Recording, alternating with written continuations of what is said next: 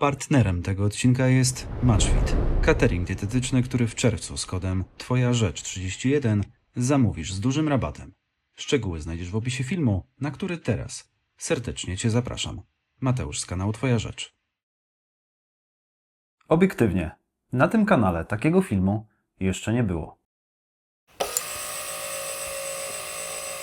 To więc dobry moment, by zrobić porządki. Był nowy początek. Teraz będą nowe szaty.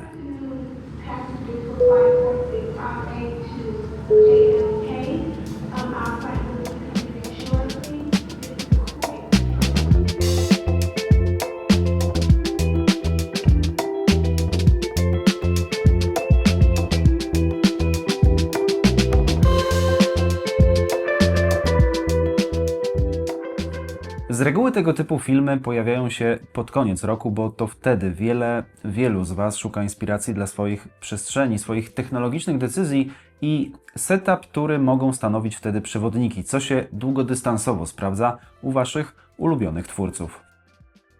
U mnie były dwa impulsy do przygotowania tego filmu. Chciałem podzielić się z Wami pierwszym prawdziwym logotypem kanału Twoja Rzecz, takim, który będzie się naturalnie z nim kojarzył i w którym zaszyję elementy nawiązujące do tematów, rzeczy, które na kanale się pojawiają. Myślę, że litery T tłumaczyć nie trzeba, natomiast kiedy się przyjrzycie, to jest to również korytarz prowadzący w dół sali kinowej, a pomarańczowe piętra po obu stronach stanowią kolejne rzędy siedzeń. Chciałem w ten sposób oddać ten quasi-kinowy klimat, jaki staram się tu często stworzyć, a ekrany są trzy. Pierwszy w samym centrum logotypu, a potem kolejne dwa. Wszystkie symbolizują odpowiednio smartfon, komputer i telewizor, czyli najczęściej wykorzystywane do oglądania moich filmów urządzenia. Tak mówią statystyki. Litera T pozwoliła również zaszyć tak ważną dla mnie muzykę, więc stanowi też fragment nuty, a te dwa punkty po boku symbolizują słuchawki. Ważny recenzencki element tego miejsca. Sygnet narysował dla mnie Jakub Drab, któremu bardzo z tego miejsca dziękuję. Tym bardziej, że potrafię być dość upierdliwy, a tutaj po początkowym wywiadzie z jego strony w zasadzie tym pierwszym projektem trafił absolutnie w punkt moich wyobrażeń, jak ten logotyp mógłby wyglądać. W opisie filmu znajdziecie link do jego strony. I jeszcze raz dziękuję, Kuba. Drugim nieoczywistym impulsem była długo wyczekiwana zmiana fotela i teraz, kiedy to wreszcie nastąpiło, już bez chowania głowy w piasek mogę się tym swoim dobrem podzielić.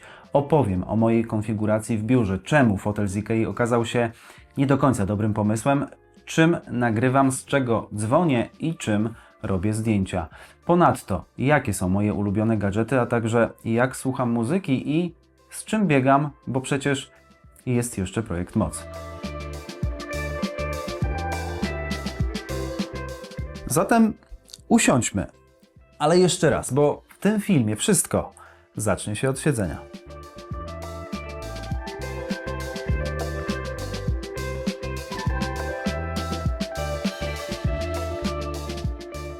Partnerem tego odcinka i katalizatorem dla jego powstania jest Liber Novo, które jak samo o sobie mówi, nie dostarcza foteli, tylko kompanów dla twórców.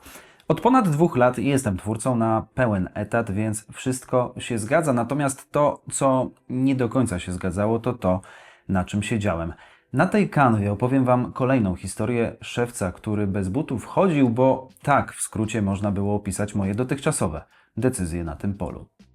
Część z Was wie, że dużą uwagę poświęcam wyglądowi rzeczy, którymi się otaczam. Mówię też o tym w moich recenzjach i nie będę ukrywał, że podobnym kluczem kierowałem się przy wyborze fotela kilka lat temu, kiedy wykańczaliśmy mieszkanie. Tylko że okazuje się, że i w tej materii można się zagalopować, kładąc na szali cechy fotela, które kluczowe okażą się nie w perspektywie tygodnia, ale dopiero na tym długim dystansie. One zdeterminują, jaki będzie komfort Waszej pracy, dlatego ten fragment będzie przestrogą i poradnikiem skierowanym do Was. Jak miało być? Miało być w miarę niedrogo, ale ładnie. Ważny był kolor, ważne były materiały, ważne było też, żeby fotel nie był wysoki, by nie zdominował przestrzeni. Wpadło na IKEA, a Wy mogliście co jakiś czas widzieć jego elementy w różnych recenzjach smartfonów czy słuchawek. Problem polegał na tym, że zestawiając wielogodzinny montaż czy pracę nad scenariuszem, okazywało się, że dotychczasowy fotel pozbawiony podparcia całych pleców, a także głowy i tylko z taką iluzoryczną regulacją kąta siedzenia, to za mało dla osoby, która nie siedzi na nim kilka, tylko kilkanaście godzin. Efekt był taki, że większość z ponad tych 170 filmów, jakie dotychczas nakręciłem, powstało na kanapie. Fotela używałem najczęściej do przebitek, nagrywania siebie samego i naprawdę w pojedynczych sytuacjach, kiedy już chciałem skorzystać z tego dużego ekranu. Zazwyczaj kończyłem jednak na wygodniejszej kanapie z poduszką założoną za głową. Moja historia niech będzie więc dla Was przestrogą i jeśli faktycznie biuro ma być biurem, fotel musi być najpierw wygodny, a dopiero potem do akcji mogą wejść inne czynniki.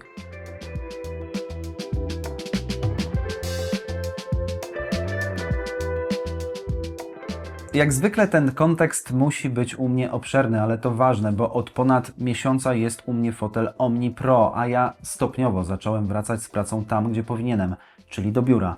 Wybrałem kolor biały, ryzykowny, jeśli masz w domu rezolutnego dwulatka z kredkami, ale też po prostu obiektywnie można powiedzieć, że czarny jest kolorem bezpieczniejszym, praktyczniejszym i częściej będzie pasował do Waszych przestrzeni, a jest i jeszcze zielona odmiana. Na białym stanęło dlatego, że chciałem złamać schemat, uznając, że skoro to jednak fotel z wysokim oparciem, będzie wyglądał nieco lżej w tym bądź co bądź niewielkim 12-metrowym pokoju. Z tyłu wygląda futurystycznie przez charakterystyczne ożebrowanie i to dosłownie ożebrowanie, bo ta konstrukcja przywodzi na myśl ludzki szkielet, a w bieli robi to jeszcze mocniej. Niemniej wszystko ma swój cel. Fotel musi maksymalnie pracować z profilem naszych pleców oraz pozwalać na dodatkowe mechaniczne dopasowanie się do nich, do czego służy dodatkowy siłownik umieszczony w dolnej części oparcia. U mnie to jest element kluczowy jako osoby z pogłębioną lordozą, więc choć nie maksymalnie, to jednak ten fragment oparcia wyraźnie wypycham, żeby dać odpowiednie podparcie plecom i to robi ogromną różnicę. Tym bardziej, że regulacja tego elementu jest pod ręką, co w warunkach, gdzie z biura korzysta też moja żona, daje nam pełną elastyczność. Nie będę Wam pokazywał, jak ten fotel się składa, bo takich filmów w sieci jest mnóstwo. Powiem po prostu, że montaż jest prosty, bo wiele elementów przychodzi już wstępnie złożonych i między innymi dlatego pudło jest tak duże. Wykonany jest absolutnie świetnie, łącząc metalową podstawę z grubymi elementami stłoczonego tworzywa. Tu zaszyty jest taki kolejny nieoczywisty smaczek, który u mnie zrobił różnicę, a który też świadczy o ogólnym wykonaniu. Ten fotel, poza elektryczną regulacją podparcia, jest w zasadzie bezgłośny.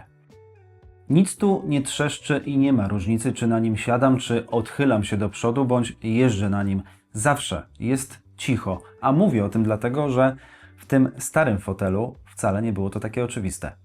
To pomieszczenie jest zlokalizowane obok pokoju mojego syna, więc wbrew pozorom to ma znaczenie i nawet koła są tak osadzone, że jeżdżą po cichu oraz, co stanowiło dla mnie znak zapytania, są na tyle duże, że bez problemu wjeżdżają na dość gruby dywan, którego krawędź wypada akurat w tym miejscu. Ponownie, mała rzecz, a cieszy. Tych regulacji jest cała masa, na przykład zagłówek, który pracuje w 3 płaszczyznach.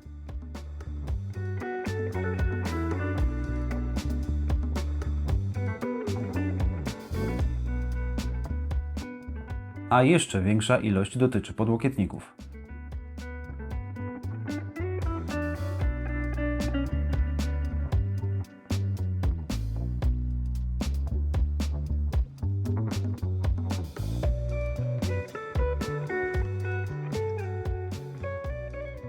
Natomiast największym bajerem, szczególnie jeśli ma się dedykowany podnóżek, jest możliwość maksymalnego odchylenia do tyłu i wtedy odpalenia sobie masażu z tego samego panelu pod łokciem. Kątów pochylenia jest 5, więc poza pozycją całkowicie leżącą można wybierać spośród kątów pośrednich i wtedy wziąć sobie na przykład podkładkę na laptopa.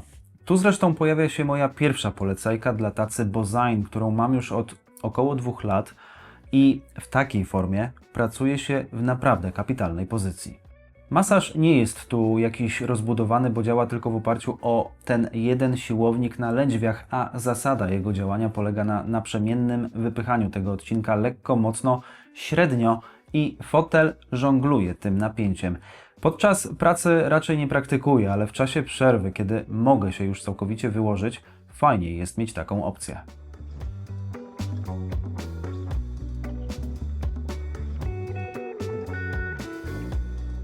Ostatni bajer, który jest chyba nawet ciekawszy niż masaż, to wentylacja siedziska.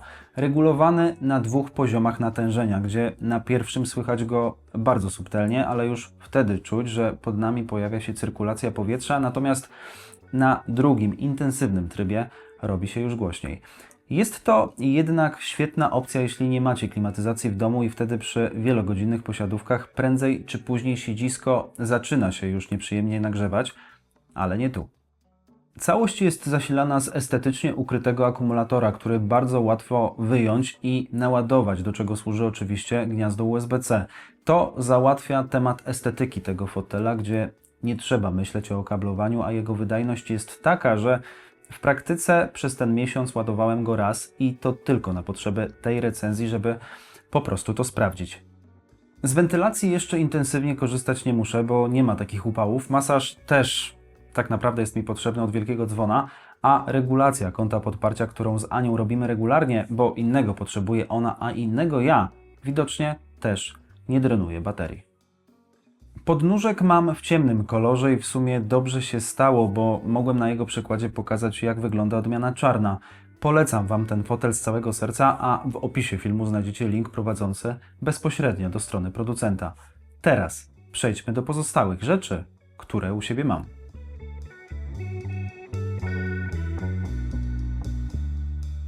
A mam trochę tych gratów i często pytacie o nie w komentarzach, więc zbiorę je tutaj razem. Z rzeczy, które widzicie na tym ujęciu, najczęściej pytacie o monitor. I nie dziwię się temu, bo ten kupił mnie swoim wyglądem, nietypowymi proporcjami, które też bardzo w nim polubiłem. Szkoda jedynie, że jego historia nie jest kontynuowana. To nieprodukowany już dziś Huawei MateView 28, czyli moja próba posiadania Apple Studio Display bez potrzeby sprzedawania nerki. Oczywiście ważny był wygląd, ważna była też obecność 4K oraz, w sumie chyba najważniejsze, żebym jednym przewodem był w stanie przesyłać obraz i ładować MacBooka jednocześnie. Tak właśnie tutaj jest. To nie jest monitor idealny, ma bardzo słabe głośniki, przez co z nich nie korzystam oraz tak sobie rozmieszczone porty, przez co nie da się do końca estetycznie ukryć przewodów. Plusem jest jednak jego matowa powłoka, spora jasność, która w moich warunkach jest całkowicie wystarczająca. No i ten wygląd, który w budżecie poniżej 3000 zł na tamte czasy, ale też dziś, robi robotę i cieszę się, że go kupiłem, bo dzięki temu z monitora od Apple wyleczyłem się. Kolejne klocki w tej układance to wspomniany już 14-calowy MacBook Pro z M1 Max w konfiguracji z 1TB dyskiem, 32 GB RAMu, który dalej nie daje mi ciężkich powodów do zmiany. Choć nie jest już tak żwawy przy montażu jak kiedyś, ale zrzucam to nie tyle na sprzęt, co na kolejne aktualizacje macOS, które ewidentnie tę wydajność pogarszały i ostatnia zapowiedź poprawy na tym polu podczas WWDC dała mi nadzieję, że zostanie to naprawione. Największym śladem zużycia jest tu bateria, której wydajność spadła do poziomu 82%, no ale ma do tego prawo, skoro komputer w marcu skończy 4 lata i naprawdę jest u mnie takim wołem roboczym. W tym filmie będę też wplatał moje ulubione gadżety. Zrobiłem to już przy okazji omawiania fotela, gdzie pojawił się wątek podkładki na komputer. Natomiast jeśli już mówimy o akumulatorze mojego MacBooka, to tak naprawdę mógłbym już myśleć o jego wymianie, ale jest jeden gadżet, który mnie z tym wstrzymuje. To powerbank Titan od Xstorma, z którym w zeszłym roku współpracowałem i ten został mi w spadku. Pilnuję, żeby był zawsze naładowany, wszędzie zabieram go ze sobą, ostatnio na targi w Wiedniu i prawda jest taka, że dopóki bateria w Macu nie zdegraduje mi się całkiem, to ten powerbank będzie stanowił dla niej skuteczną protezę.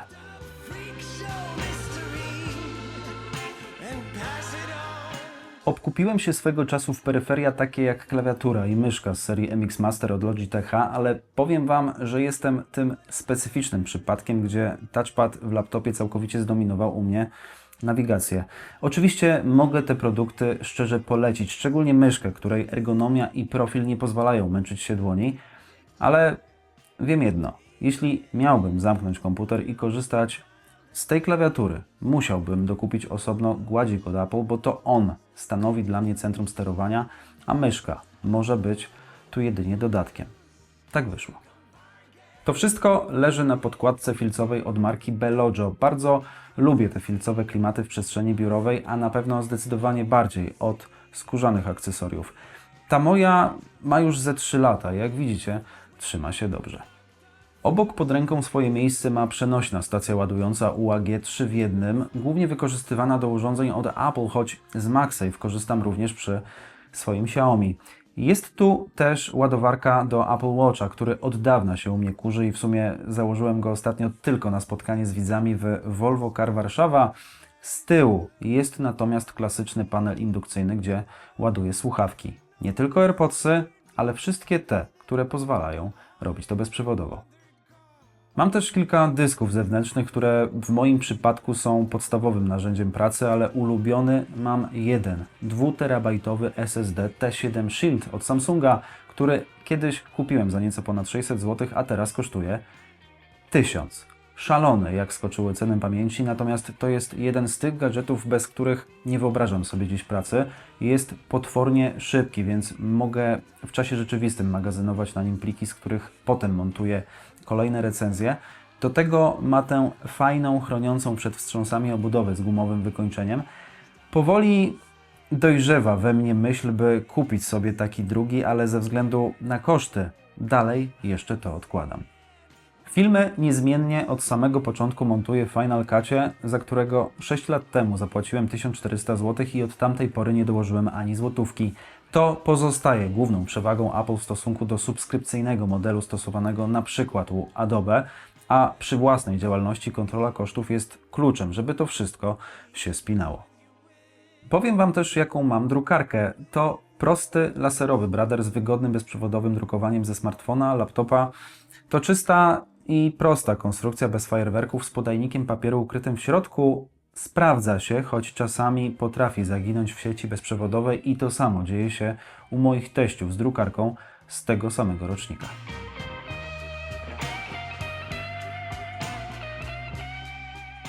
Większość rzeczy staram się mieć poukrywane w szafach, żeby mieć minimalne poczucie kontroli, które wierzcie mi, że przy całej tej ilości gratów łatwo stracić. Gratów, które pomagają mi przygotowywać filmy dla Was. Natomiast ten wątek mogę zacząć od powrotu do tego zdania.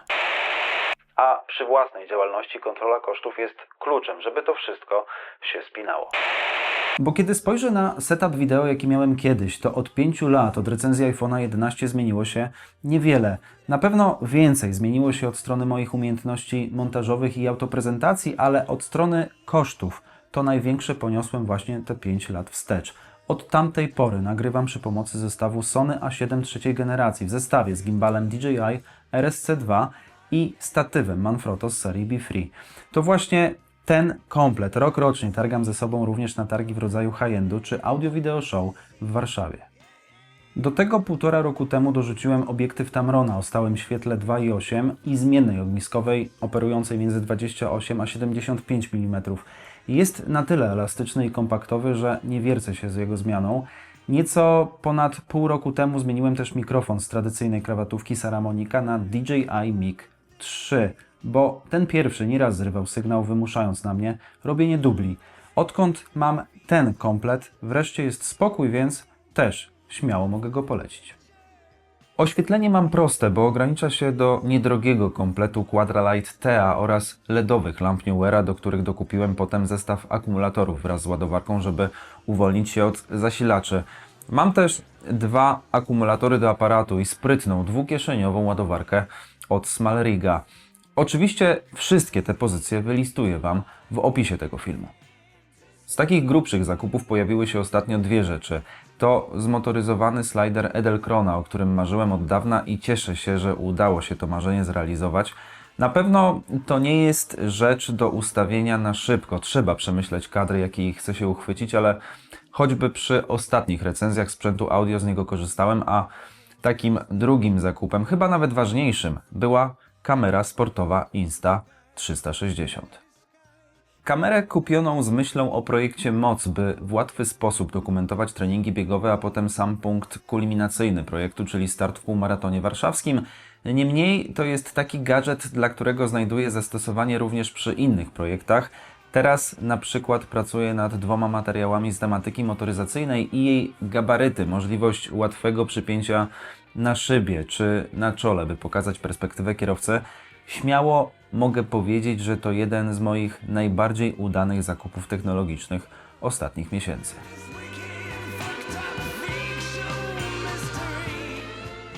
Do rzeczy osobistych zaliczam smartfona lub w moim przypadku lepiej będzie, jeśli powiem smartfony, ale też smartwatch, tu też tak po prawdzie powinienem użyć liczby mnogiej, i słuchawki.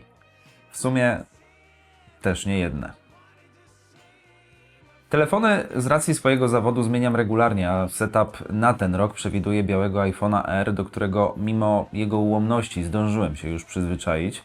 Obóz Androida od roku reprezentuje z kolei Xiaomi 15 Ultra i tu też, mimo że wiele mógłbym mu zarzucić w baterii, w oprogramowaniu, dostępności akcesoriów, to aparat i możliwości w bezprzewodowym audio powodują, że ciężko mi się z nim pożegnać.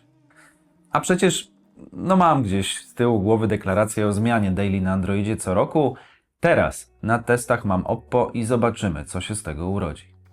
Smartwatch to temat nieco prostszy, gdzie od dawna manifestuję, że Apple Watch serii 9 ze względu na słabą baterię poszedł w odstawkę. W sumie nigdy nie zrobiłem jego recenzji, trochę też dlatego, że straciłem serce do tej serii produktów od Apple. No ale mam go i może wykorzystam w jakimś poradniku. Obecnie najczęściej korzystam z Watcha 5 od Huawei, który został mi w spadku po projekcie Moc, ale to też produkt, który zwyczajnie polubiłem za baterię, za wykonanie, za klasyczny wygląd i funkcje treningowe. Co prawda nie wiem, czy to małżeństwo na długie lata, bo z racji powrotu do biegania przez moje ręce przewijają się teraz różne smartwatche, ale wiem jedno: jeśli Apple nie doprowadzi do przełomu w długości pracy swoich zegarków, jeśli to nie będzie minimum 5 dni, to tam już raczej nie wrócę.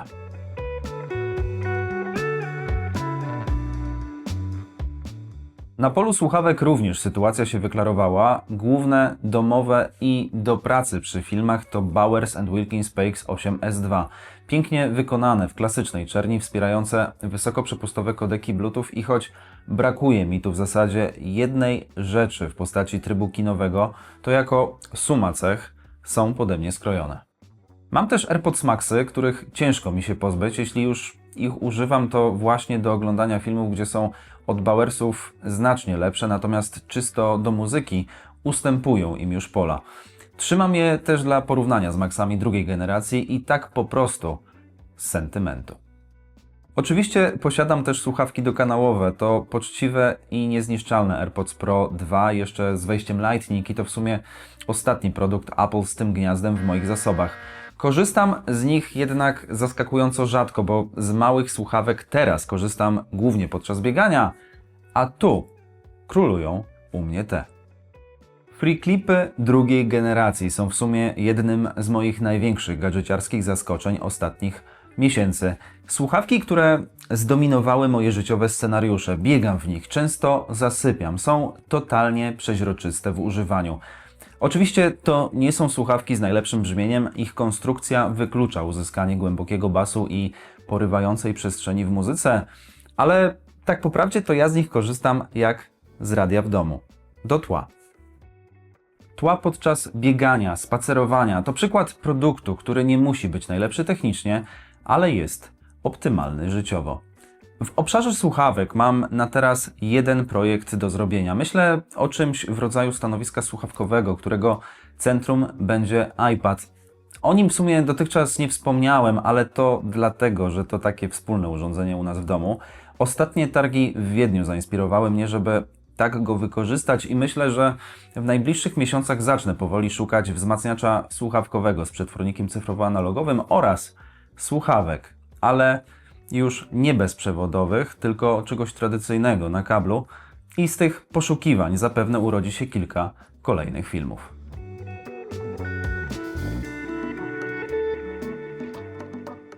Tę ostatnią sekcję poświęconą audio zacznę nie od jednego czy drugiego systemu stereo, tylko od radyjka. Nie jest to, co prawda, moje ulubione urządzenie od strony użytkowej, ale na pewnym etapie życia bardzo chciałem je mieć. Chodzi konkretnie o Tivoli Audio Model 1 Digital, czyli klasycznie wyglądającą skrzynkę obsługującą radio tradycyjne, cyfrowe i ma też Bluetootha. To prezent ślubny sprzed 7 lat i nadal dzielnie służy. Ma co prawda problemy z potencjometrem głośności, a sama jego obsługa jest dość toporna. Broni się jednak ciepłym dźwiękiem i tym, że świetnie słychać z niego ludzki głos, co w radiu jest kluczowe. Jest też po prostu ładne. Czy poleciłbym je? Za wygląd tak, ale od strony obsługi to produkt, któremu daleko do ideału, więc polecam zachować dystans. Do kompletu w tym moim tak zwanym małym audio korzystam jeszcze z 2 HomePodów od Apple, tego małego i dużego. Jeden jest w biurze, drugi w sypialni.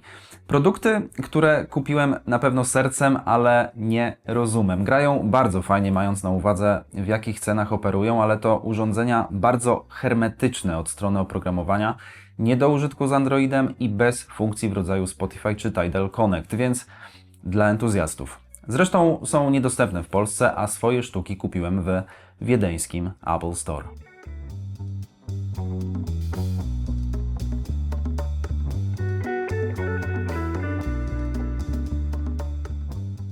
Takim sercem, a w zasadzie może ze względu na to, że są dwa, to powinienem powiedzieć, że płucami mojego muzycznego setupu są 2 systemy stereo. Pierwszy główny, opierający się na systemie dzielonym od Rotela, przedwzmacniaczu RC1590 i końcówce mocy RB1582 MK2.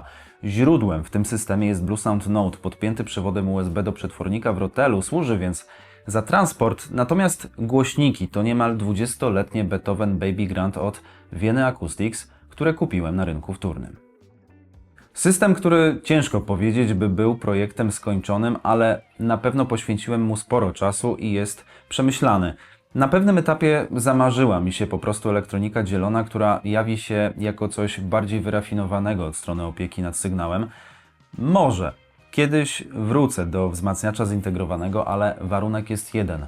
Musi zagrać lepiej od obecnej konfiguracji. Zbieram się do recenzji Rotela, także możecie się jej spodziewać jeszcze przed jesienią, natomiast na dziś mogę zdradzić jedno. Rozważam zmianę samego przedwzmacniacza na coś nowocześniejszego, bo Rotel jest pod tym względem dość anachroniczny. Jak się tak zastanowię, to w tym komplecie najbardziej lubię kolumny. Wymarzone, mogę powiedzieć, że wyjeżdżone 300-kilometrową podróżą do Poznania, gdzie odkupiłem je od innego sympatyka marki, który na tamtym etapie korzystał już z modelu wyższego, z lisztów. Niezmiennie będę powtarzał, że jeśli ktoś szuka głośników muzykalnych, ciepłych, totalnie dźwiękowo nieprawdziwych, to może być właściwy kierunek. Bo przez ich charakterystykę muzyka nie męczy, pozwalają słuchać jej długo, no i mają bardzo soczysty dół pasma, który docenia się wieczorami. I ten opis brzmienia nie dotyczy tylko jednego modelu, bo ja w Wienę po prostu wsiąkłem. To pewien rodzaj wirusa, z którego ciężko potem wyjść i tu pojawia się drugi system. Mieszanka starego ponad 30-letniego musicala A10 Elektra, którego za czasów swojej pracy w salonie audio pozyskałem w zasadzie za bezcen od jednego z klientów. Wzmacniacz o jednoznacznie ciepłej barwie, który połączyłem z jaśniejszym, równoważącym Govimem Ultra, do którego z kolei podłączyłem też gramofon Tiaka, model TN300 z podstawową wkładką AT95E od Audio-Techniki. Ta, myślę, że w przeciągu roku przejdzie wreszcie na zasłużoną emeryturę, bo raz, że sama igła ma już swój przebieg, a dwa, że jest tu jeszcze spory potencjał dźwiękowy do wyciągnięcia właśnie wkładką oraz preampem. Głosem tego systemu są drugie kolumny od Wieny, archiwalny model Bach Grand z niestandardowymi podstawkami od większych koncert grandów, które wygrzebałem na duńskim serwisie aukcyjnym. To kolumny, do których mam ogromny sentyment, bo to pierwsze Wieny, jakie sobie kupiłem i to fabrycznie nowe. Poza tym ich dwudrożna konstrukcja i ogólny wygląd bardzo mi się podobają, są jaśniejsze od Baby Grandów, bas nie jest tu tak dociążony, ale również grają gładko i nie potrzebują tak wydajnej elektroniki, żeby grać na poziomie. Niemniej Być może ich docelowe miejsce będzie przy Rotelu, bo w tym pokoju, w którym najczęściej zresztą robię recenzje, jak już wspomniałem w innych filmach, szykuje się zmiana na kolumny podstawkowe, by lepiej wpisać się w akustykę tej przestrzeni. Często też pytacie o oświetlenie, jakie mam za kolumnami, więc informuję, że to Philipsy Hue. Mam też Xboxa Series X, który głównie się kurzy, a telewizor to 55-calowy, już 8-letni Samsung z serii 7000 z matrycą LED. I powiem o nim tak. Po tym jak 2 lata temu kupiłem pierwszego OLEDa, który wisi w drugiej lokalizacji, tam to C3 od LG, obraz tego tutaj mocno dla mnie zbladł, natomiast od strony użytkowej, tego jak w dalszym ciągu płynnie chodzi Tizen, który go napędza, naprawdę Samsung ma u mnie dużego plusa. Chyba nawet wolę tego wiekowego Tizena od WebOS w LG. Oczywiście tych różnych zabawek jest więcej. Bardzo dobrym zakupem okazał się też kompaktowy moduł bezprzewodowego CarPlaya do mojego T-Rocka. Zrobiłem zresztą o tym osobny poradnik. Chciałem jednak wymienić tu te najważniejsze składowe, bo nie wiem, kiedy wyjdzie kolejny taki film. Myślę, że dopiero wtedy, kiedy tych zmian w poszczególnych sekcjach sprzętu pojawi się dostatecznie dużo i znów będzie o czym pogadać. Napiszcie w komentarzu, co macie u siebie. Ulubiony gadżet, słuchawki, telefon, smartwatch, system audio i co tylko przyjdzie Wam do głowy. Do komentarza dodajcie hashtag po co nam to wszystko, żebym wiedział, że oglądaliście do końca. I kończymy. Miłego dnia dla Was. Widzimy się już niedługo. Czołem moi drodzy.